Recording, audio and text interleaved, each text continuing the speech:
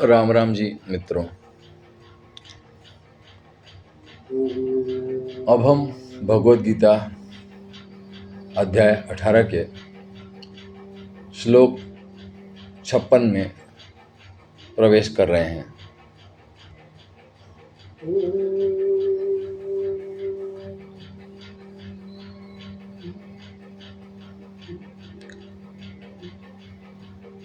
यहाँ भगवान श्री कृष्ण कह रहे हैं, सर्वकर्माणि अपि सदा कुर्वाणः मदव्यपाश्रयः मत्प्रसादात् अवाप्नोति शाश्वतं पदम् अव्ययम्।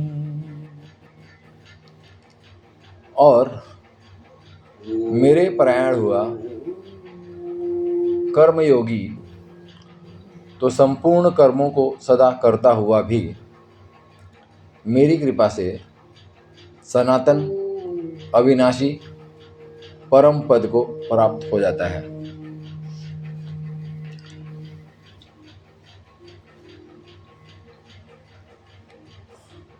संपूर्ण भगवद गीता में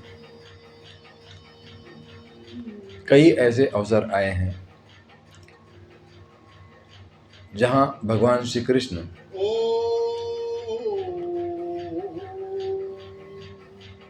कर्म की बात करते हैं, कर्म के त्याग की नहीं, बल्कि कर्म में बने रहने की बात करते हैं।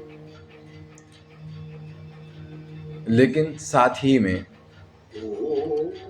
उनका जो प्रयोजन है वो निष्काम कर्म से है। भगवान श्री कृष्ण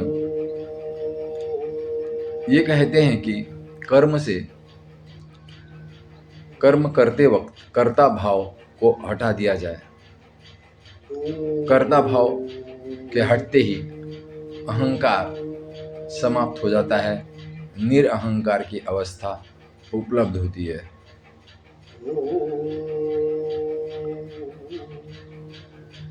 साथ ही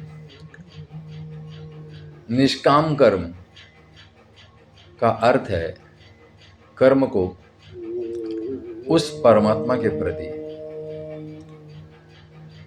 समर्पित कर दिया जाए, तो भी वह व्यक्ति कर्म से लिप्त नहीं होता। और इसीलिए भगवान श्री कृष्ण उसे कर्मयोगी कह रहे हैं। साथ ही भगवान श्री कृष्ण बता रहे हैं कि ऐसा व्यक्ति, ऐसा योगी जिस अवस्था को प्राप्त होता है वह सनातन है। सनातन का अर्थ है जिसका न आदि, जिसका न अंत।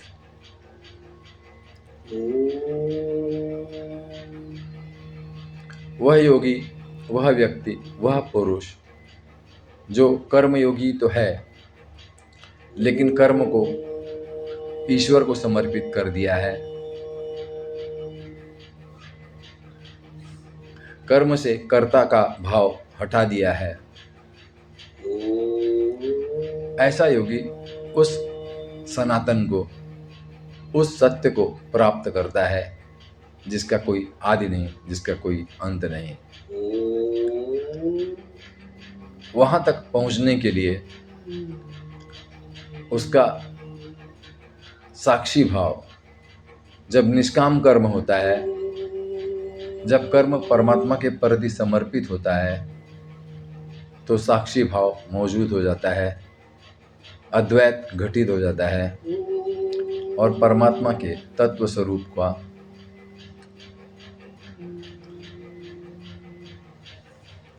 बोध होता है। भगवान श्री कृष्ण इसी बात को इस श्लोक में समझा रहे हैं। अब इतना ही।